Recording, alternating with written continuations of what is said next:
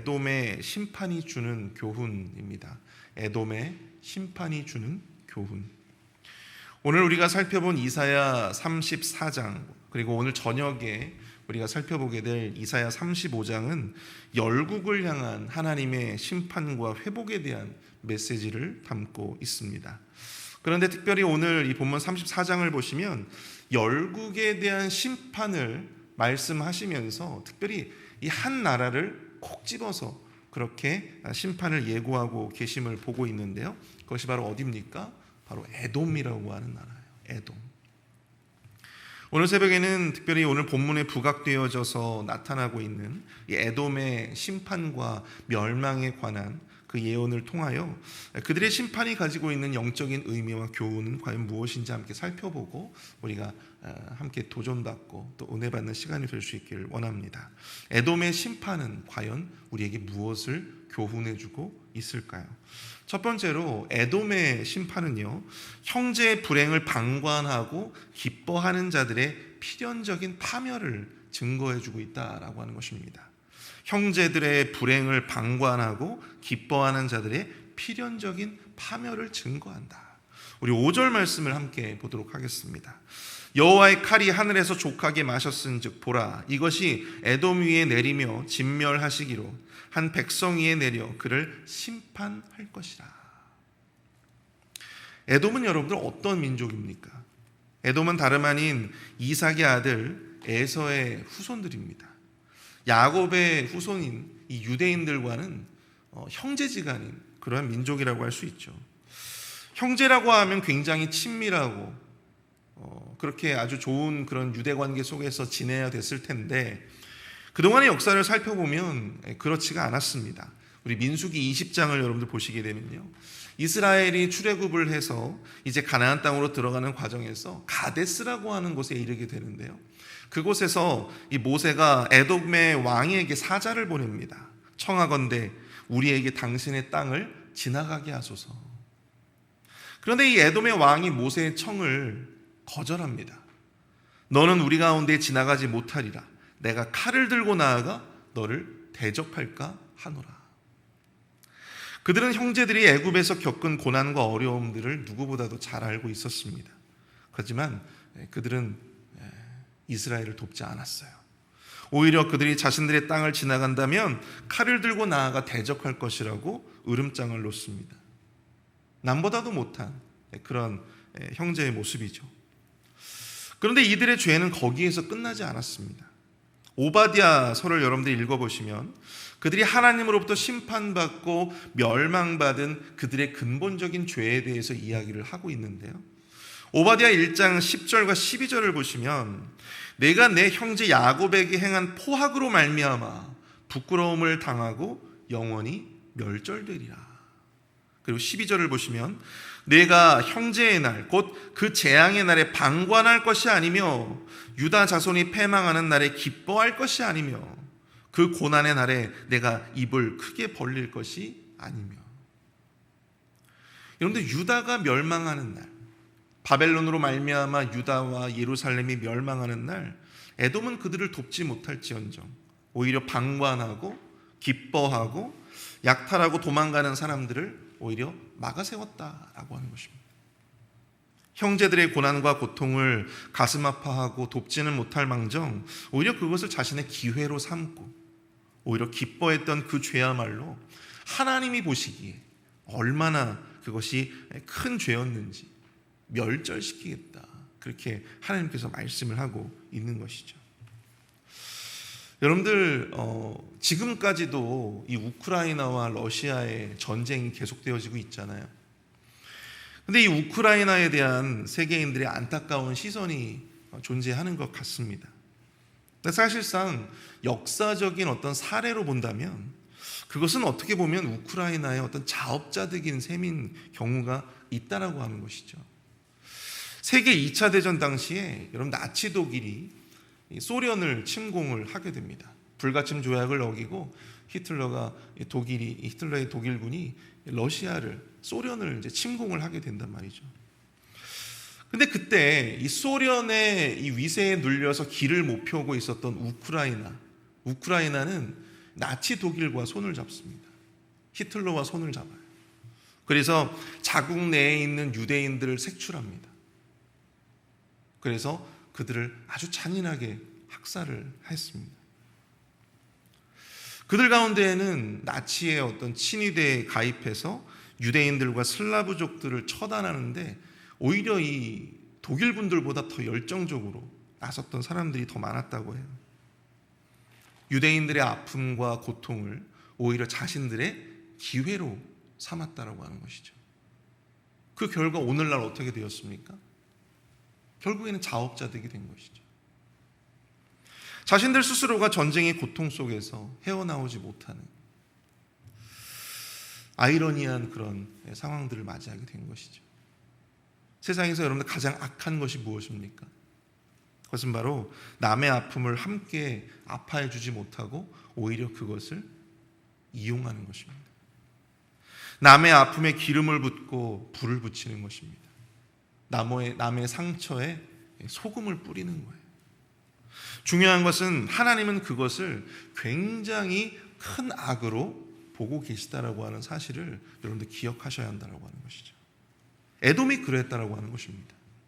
형제의 고통을 방관하고 오히려 기뻐하고 자신들의 어떤 기회로 삼으려고 했던, 하지만 하나님은 그 모든 모습들을 주목하여 보시고 결국에는 그들을 멸망시킬 것이다. 그 모든 것들을 잃어버리게 만들 것이다. 그렇게 하나님께서 말씀하고 계시는 것입니다. 오늘 보면 8절 말씀을 보십시오. 이것은 여호와께서 보복하시는 날이요 시온의 송사를 위하여 신원하시는 해라.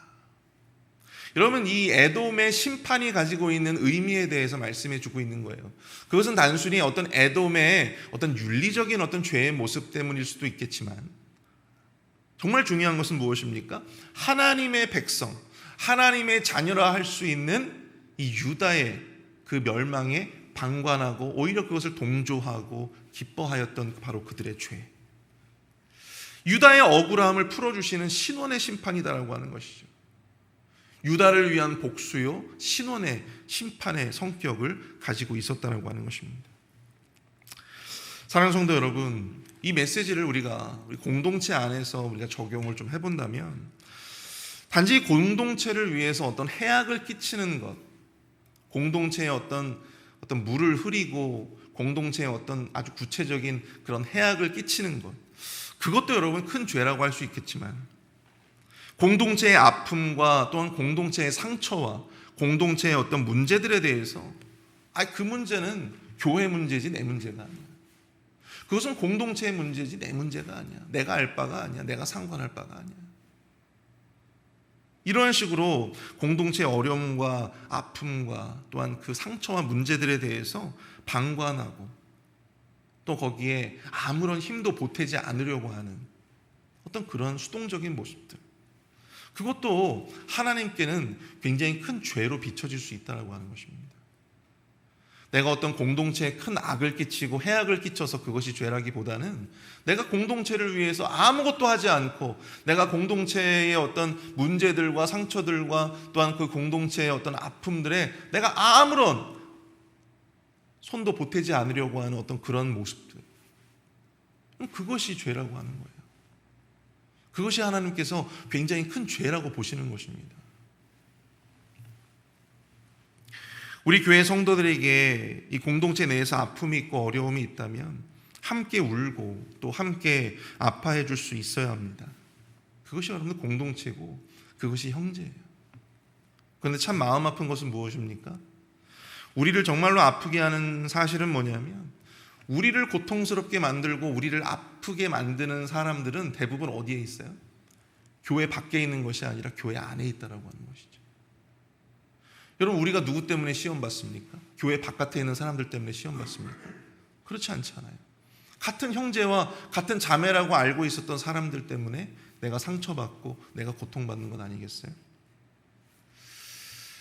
같은 형제와 자매라고 하면서 공동체라고 하면서 서로의 상처에 오히려 소금을 뿌리고 그 고통을 막 헛소문을 내어버리고 이런 모습들. 심지어는 공동체 내에서 나의 적이라고 여겨지는 사람들의 불행을 겪었을 때 그들의 불행에 오히려 내가 기뻐하는 모습들. 잘 됐다. 고소하다.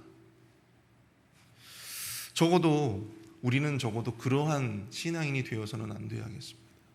적어도 우리 공동체는 다른 사람들의 상처에, 우리 형제와 자매들의 상처에 누구보다도 관심을 가지고 그들을 위해서 기도해주고 또 함께 울어줄 수 있는 좀 그런 공동체가 우리 공동체가 되어야 되지 않을까 생각해 봅니다. 그런 의미에서 참 우리 교회에서 여러분 다 잘 아시겠지만 이웃사랑 헌금을, 우리 교회는 이웃사랑 헌금이라는 제도를 가지고 있어요. 이런 사역들을 하고 있어요. 저도 미력하지만 다른 헌금은 못해도 저도 이 이웃사랑 헌금만큼은 매달 하려고 노력을 하고 있습니다. 이게 정말 귀한 것 같아요. 우리가 멀리 있는 선교사님들이나 멀리 있는 난민들이나 이런 사람들을 위해서 우리가 이웃사랑 헌금을 사용하기도 하지만 우리가 정말로 우리 공동체 안에 있는 힘든 분들 있잖아요. 우리 공동체 안에서 어려움이 있고 또 우리 공동체에서 참 문제가 있는 어떤 그러한 가정들, 또 그러한 성도들에게 이웃사랑 헌금을 이렇게 흘려보내는 이런 모습들이 하나님 보시기에 얼마나 정말로 기쁘고 복되는 것인가, 그것을 다시 한번 깨닫게 되는 것이죠. 한 형제를 위해서, 우리의 자매들을 위해서, 우리의 가족들을 위해서 함께 저들의 아픔에 대해서 내가 구체적인 무언가를 해줄 수 있다라고 하는 것. 나의 물질을 흘려보내고 나의 기도를 흘려보내고 나의 관심을 흘려보낼 수 있다라고 하는 것은 하나님 보시기에 그토록 선한 일이 없음을 우리가 다시 한번 깨달을 수 있기를 바라고, 또 우리가 공동체의 아픔에 대해서 우리가 서로 물고 뜯고 하는 어떤 그런 모습들을 지향해 나아가는 우리 모습들이 되어질 수 있기를 축복합니다. 두 번째로 우리가 이 에돔의 심판을 통해서 살펴볼 수 있는 것은 형제의 고통 위에 세운 영광은 오래 유지될 수 없다라고 하는 것입니다. 남의 고통 위에 세운 영광은 여러분 오래 유지될 수가 없는 법입니다. 9절과 10절을 보십시오. 에돔의 시내들은 변하여 역청이 되고 그 티끌은 유황이 되고 그 땅은 불붙는 역청이 되며 낮에나 밤에나 꺼지지 아니하고 그 연기가 끊임없이 떠오를 것이며 세세에 황무하여 그리로 지날 자가 영영이 없겠고.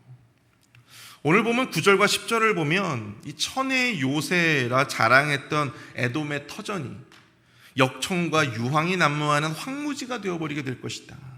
그래서 아무도 그 땅을 지날 자가 없을 것이다. 그렇게 예언하고 계심을 보게 됩니다. 여러분, 에돔 사람들이 어디에 살았을까요? 에돔 사람들은 주로 이 사해 남쪽 그리고 남동쪽 지역에 살았다고 합니다. 그쪽에는 세일산이라고 하는 산이 있었는데요, 그 세일 산지에 살았던 족속이었어요. 그래서 성경에서 이 에돔과 세일은 같은 지역을 가리키는 경우가 많습니다. 우리가 성지순례를 가게 되면 여러분들 혹시 가보신 분들이 계실지 모르겠어요. 이 페트라라고 하는 유적지가 있죠. 그 페트라 지역도 바로 이 에돔 족속의 관할 가운데 있었던 그러한 지역이었습니다. 이 지역은 대대로 교통로가 잘 발달되어서요, 교역을 통해서 나라의 부를 축적하고 또 산지였기 때문에 여러 어떤 광물들을 캐어다가 그것을 팔아서 돈을 벌곤 했다고 합니다. 상당한 어떤 힘과 부를 일구면서 살았던 나라가 바로 이 에돔이었어요.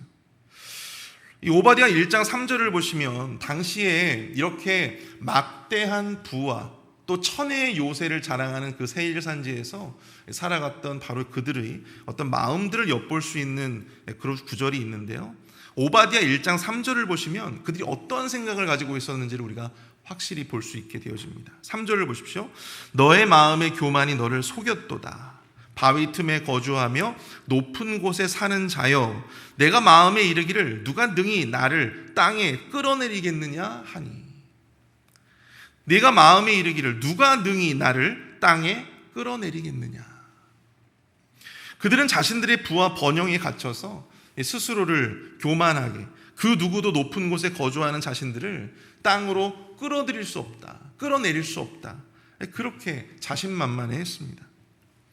그렇게 그들은 자신들의 번영이 영원할 것이라고 그렇게 자부하면서 그렇게 살았을지 몰라요. 근데 중요한 것은 그들이 쌓아 올린 그 번영의 탑이 오래 머무르지 않았다라고 하는 것이죠. 영원하지 못했다라고 하는 것입니다. 하나님은 그 모든 영광의 흔적을 지우시겠다 말씀하세요. 그 땅을 황무지로 만들겠다. 아무도 그 지역을 지나다니는 이가 없을 것이다. 오늘 본문의 11절부터 15절까지의 단락을 여러분들이 자세히 보시면요, 이 에돔 사람들의 땅에 온갖 짐승들과 새들이 거하게 될 것이다 라고 말씀하고 있어요. 이것이 의미하는 바가 무엇입니까? 그 땅 가운데 온갖 짐승들과 새들이 그곳에 처소를 마련하고 그렇게 살게 된다고 하는 거예요. 근데 그것이 과연 무슨 의미입니까? 여러분, 한반도에 비무장지대가 있죠. 1953년 남한과 북한이 휴전을 한 이후에 그곳은 사람의 출입과 개발이 극도로 제한된 지역이었습니다. 그래서 의도하지 않게 사람들이 들어가지 않으니까 어떤 일들이 벌어지냐면요, 그곳에 온갖 짐승들이 모여드는 거예요. 우리가 보통 천연기념물이라고 불려지는 그런 동물들, 그런 새들, 이런 것들이 그곳에 이제 터전을 잡고 살고 있는 것입니다. 뭐 두루미라든지 산냥이라든지 뭐 반달가슴곰, 삭, 고라니, 독수리, 다양한 철새들, 이런 것들이 그곳에 사는 거예요. 왜요? 사람이 들어가 살지 않기 때문에, 사람이 없기 때문에. 이 에돔의 터전을 하나님께서 온갖 짐승들과 새들의 처소로 만들겠다라고 하는 것은 그곳에 그 누구도 들어가 살 수 없게 되어진다라고 하는 것을 의미합니다. 다니엘서 2장을 보시면 느부갓네살 황제가 꾼 꿈이 있어요. 금과 은과 놋과 쇠와, 그리고 쇠와 진으로 만들어진 거대한 신상이 그 꿈에 나타나는데, 그 거대한 신상이 한 돌에 의해서 무너지게 됩니다. 이것이 과연 무엇을 상징합니까? 이 거대한 신상은 역사적으로 인류의 역사 가운데 등장했던 수많은 제국들을 상징합니다. 우리가 아는 그 수많은 제국들, 주변의 나라들을 피 흘림과 또한 정복을 통해서 세워졌던 그런 제국들을 의미한 것이죠. 남의 고통과 눈물을 먹으며 만들어진 그런 제국들입니다. 그런데 그 제국들의 그 영광이 영원하였습니까? 그렇지 않다라고 하는 것이죠. 결국 남의 고통과 피를 통해서 만들어진 영광은요, 여러분, 그만큼 허약한 거예요. 영원할 수 없습니다. 하나님께서 반드시 그것을 무너뜨리시는 거예요. 사랑하는 성도 여러분, 오늘 본문 속에 등장하는 이 에돔의 심판과 멸망은요, 단지 에돔 한 나라만의 심판과 멸망을 의미하지 않습니다. 하나님을 대적하는 그 모든 악의 질서들, 그리고 하나님의 백성들이 당하는 고통을 바라보며 그것을 방관하고 기뻐하고, 또 그러한 어떤 죄악의 터 위에 세워진 모든 어떤 인간들의 사악한 질서와 사악한 계획과 그 모든 것들이 결국 하나님에 의해서 무너지게 된다라고 하는 것을 상징해 주고 있는 것입니다. 말씀을 마무리합니다. 오늘 우리는 에돔의 심판과 멸망의 예언을 마주하면서 우리에게 주시는 하나님의 영적인 교훈을 깨닫게 됩니다. 가장 먼저 에돔의 심판을 통해 우리는 형제의 불행과 고통을 이용하고 즐기는 자들도 똑같은 그러한 고통을 당하게 될 것이다 라고 하는 것을 깨닫게 되어집니다. 그래서 우리가 기도하실 때 우리 공동체가 당한 그런 고통과 슬픔 가운데 우리가 함께 울고 또 함께 아파할 수 있는 어떤 그런 공동체가 될 수 있게 해달라고 기도하시는 저와 여러분 되시기를 바랍니다. 마지막으로 형제들의 고통 위에 세워진 영광은, 남의 고통 위에 세워진 영광, 그것은 영원하지 않음을 깨닫고 남을 제압하고 괴롭게 함으로 취해진 영광이 아니라 남을 위해서 헌신하고 희생함으로 하나님이 세우시는 그 영광의 자리에 오르시는 저와 여러분들이 될 수 있기를 축복합니다. 우리가 그것을 함께 도전하고 이 시간 함께 말씀을 생각하며 우리가 합심하여 기도하며 나아가도록 하겠습니다. 함께 기도하겠습니다.